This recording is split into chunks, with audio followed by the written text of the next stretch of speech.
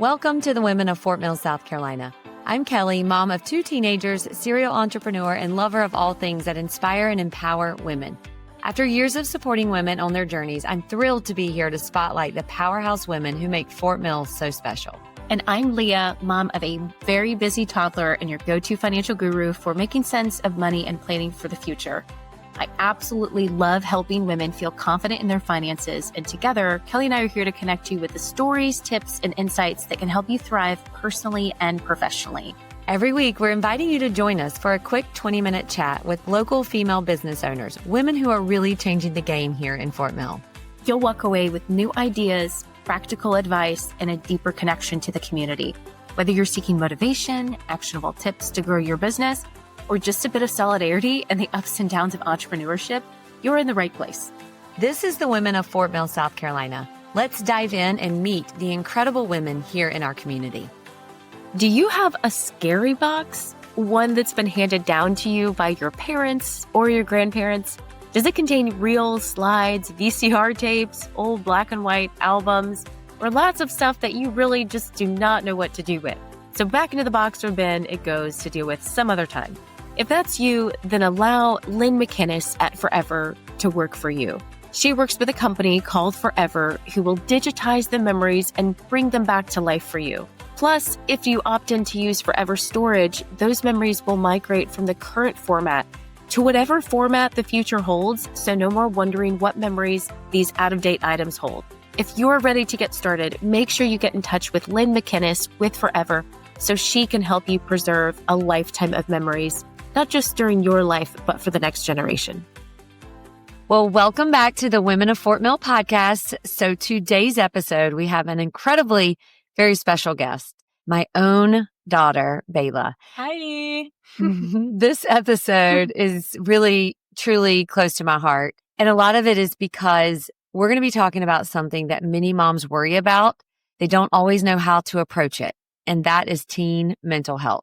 Bayla, my daughter, is 14, and she has bravely decided to share her own experiences, her story, her insights, really to help other moms right here in our community better understand what teenagers may go through, especially those teens who are struggling in silence. Oftentimes they do. So this episode is going to be all about talking about signs to look for, why teens may not really want to open up to us moms. It's true.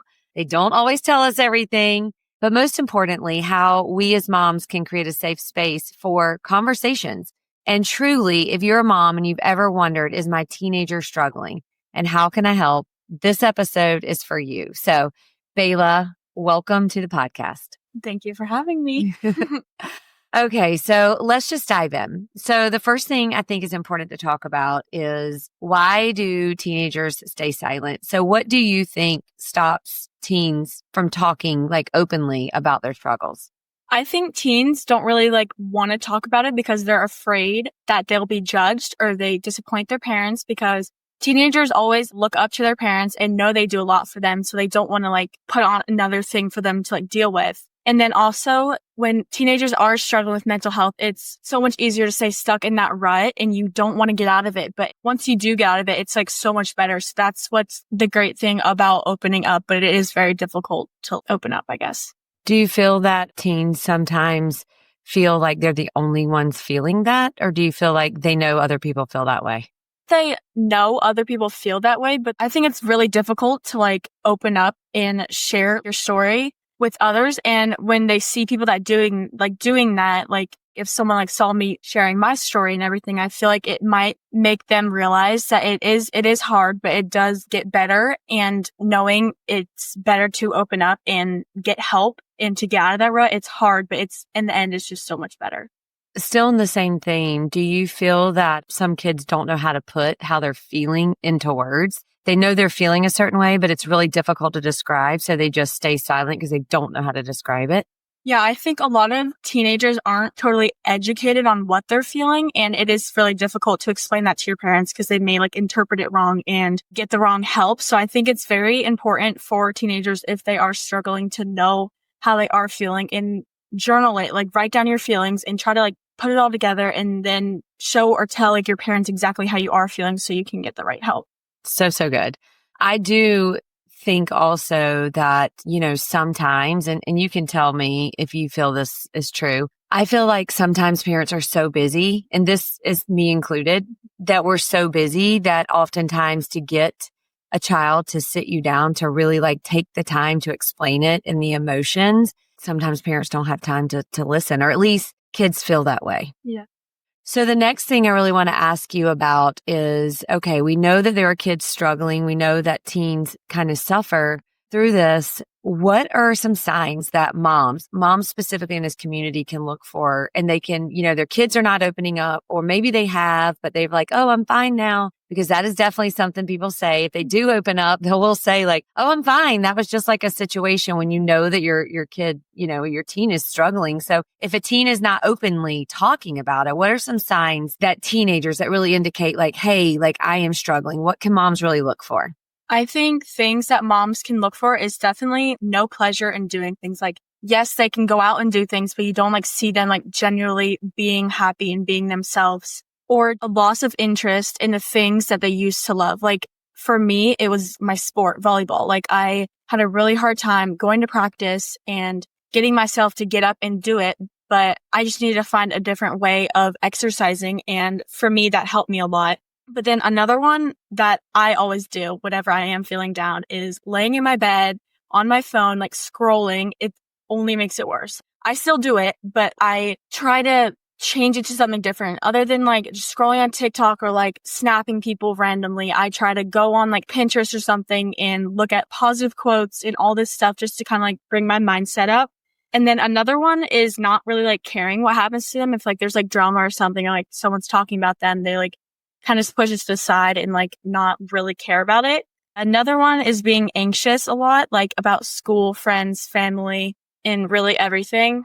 I think too, just like avoiding activities in general. I think just feeling like, hey, these are the things I used to love, or I know I love, and then they're just avoiding doing them. Or maybe they're like sick feeling a lot of times, changing in any sort of patterns. I mean, sleeping too much, not sleeping enough, staying up in the middle of the night. Eating.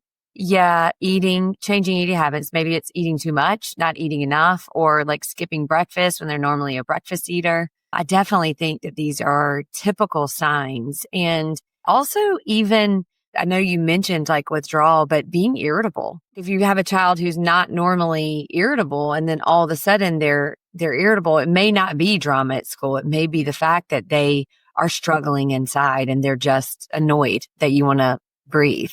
Yeah. Is that accurate? Yeah. They're annoyed that you're breathing right now. So stop breathing, mom. Okay. So what moms can really do to support their teens? So let's say now that these moms, they realize, hey, like my child is struggling. They're struggling with anxiety, depression. Like what are some things that moms can do to help their teenagers, to help them open up safe and to get better? I think the number one thing is to be calm about it. And I know it's upsetting, but don't cry. I know mommy not too good about that sometimes. I do cry. But I think it can be really hard for a teenager to open up when they see that you're like hurting inside. Like I know it kind of hurts to see your child hurting, but I think it's best to be very calm about it and understandable about what they say, and don't get like angry or like look upset. Just like be there for them and only care about them in that moment.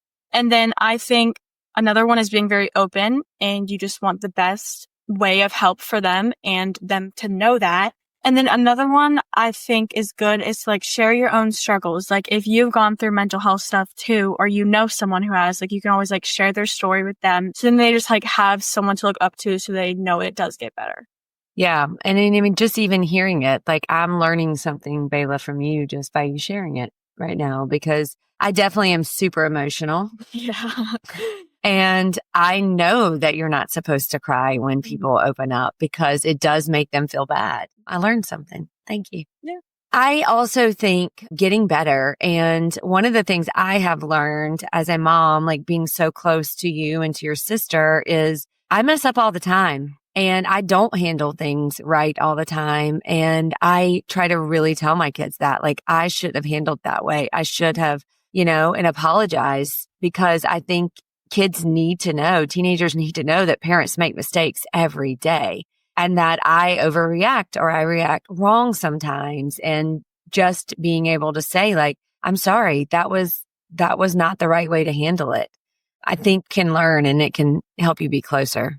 I think another way that can really help is to encourage small steps.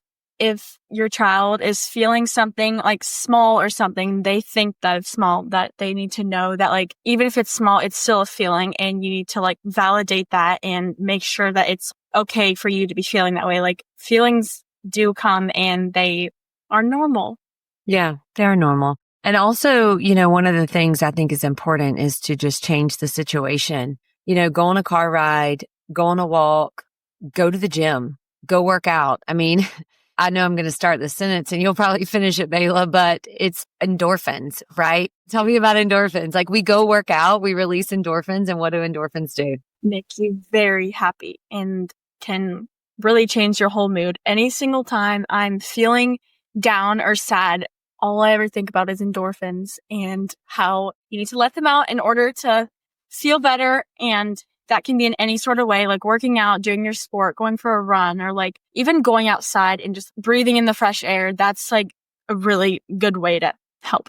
Another thing that really helps me when you are like panicking, like this is to like teenagers, if you can't think straight and you like really can't get all your thoughts together, but you want to like share with your parents, a good way to regroup your mind is just to dump your head in ice cold water. That's what I always do when I'm feeling down. It really just like resets your whole mind. And I don't know, just makes like all your like bad feelings turn off for like at least 5 minutes. And then you could just regroup it and you're not as upset. And then another thing that really helps me is journaling. Putting all your thoughts down on paper and just, you can like look at them, you can read them out to your parents, and you can just try like think about ways to help those feelings turn from negative to positive.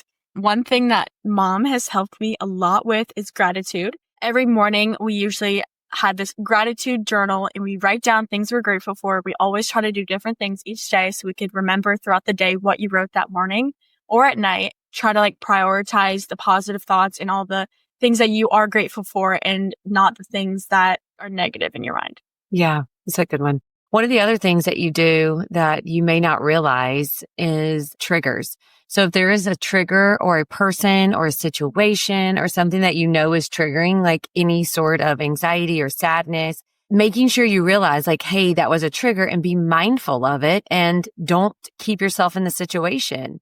So I know one of like the triggers is doing too much, overbooking yourself. Yeah. And then it's like so much, it's so much hype. It's like so busy. And then it's like this letdown or this exhaustion. And I think you have to know your kid, because I have 2 different girls, and one, she is like very extroverted and that gives her energy. When being around people and going constantly doesn't give you energy, it's exhausting and it drains you. And that can definitely lead. And that's something that you can support your teens, is just monitoring that, knowing what triggers are. I feel like you're really, really good at knowing what triggers. Yeah, I'm getting better at realizing that even though it's very fun to be out with your friends and the whole weekend, you do need your like alone time. You need to regroup your mind and your thoughts, because if you're out for so long and you're just around people the whole time, it can really push all your thoughts like back in your head. And then once you are alone, they can just all come and overload your mind. So I think that's a really good way of explaining that. Yeah. All right. So to wrap it up, there may be teenagers that listen to this. Moms may share this with their teenagers. There's definitely moms listening to this that have teenagers. So if you could give like a message, maybe there is teens out there that are struggling and they may hear this, or their moms may hear this. What's some encouragement? What can you say specifically to that mom or to that teenager? Okay, I'll say 2 different things. To moms, I think it's really important to find the signs. Like if there are signs, then to get educated on what you think it may be and approach it good, like we kind of talked about.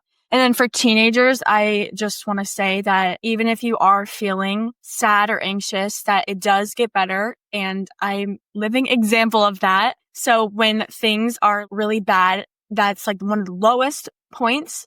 And you can think of like the scale. I always think of the scale. Like if I'm at a 2, there is so much room to grow and there's so much things that you can do to get it up. And one of those things is communicating with your parents so that you can get help. in the end, like that's like what you really need. And it's really difficult to follow through with all of that. It's uncomfortable.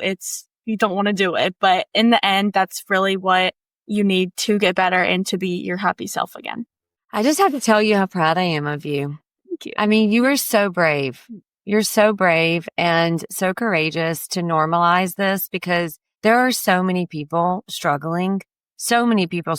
It's moms, it's daughters, it's sons, it's dads. And there are a lot of families that have more than one person struggling with mental health. And I think being open and talking about it, it really does normalize it. So I'm incredibly proud of you for not only just sharing it. If you personally know my daughter, she definitely has been an open book with her friends and her family about just her own individual walk with mental health. And I'm so proud of you for that, because when we share our vulnerability, Bayla, it is other people's strength.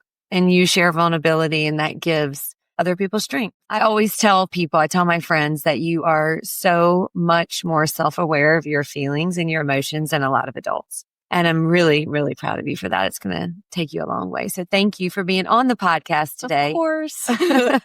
And if you loved this episode of my sweet daughter, Bayla, just really, truly sharing her heart and giving you guys tips and things that have, helped her, helped people that she knows who are struggling with mental health, specifically your teenagers, please share this episode with someone who you feel needs it.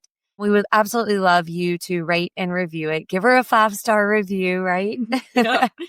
And follow us on Instagram at Women of Fort Mill Podcast and give us a share. And it only helps this podcast grow more. So thank you so much, Bayla, for being on. And we'll see you on the next episode of the Women of Fort Mill podcast. Thank you for tuning in to Women of Fort Mill, South Carolina. We love bringing you the stories of these incredible women, and we hope you're walking away with a little extra inspiration every week. If you enjoyed today's episode, don't forget to rate and review us wherever you listen. It helps us reach more amazing women like you and grow our supportive community. And for all the latest updates, tips, and behind-the-scenes fun, make sure to follow us over on Instagram, Women of Fort Mill Podcast, and tag us to share what inspires you each week. Plus, join our email list to stay connected, be the very first to know about the new episodes and fun events. Thanks for being a part of our Fort Mill family. We'll see you next week with another inspiring woman right here at Women of Fort Mill Podcast. Do you have a scary box? One that's been handed down to you by your parents or your grandparents?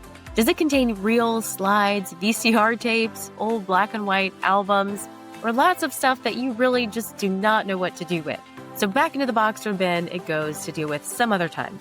If that's you, then allow Lynn McInnes at Forever to work for you.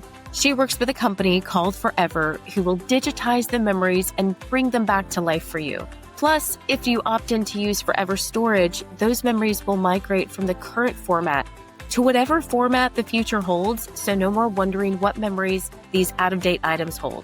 If you're ready to get started, make sure you get in touch with Lynn McInnes with Forever so she can help you preserve a lifetime of memories, not just during your life, but for the next generation.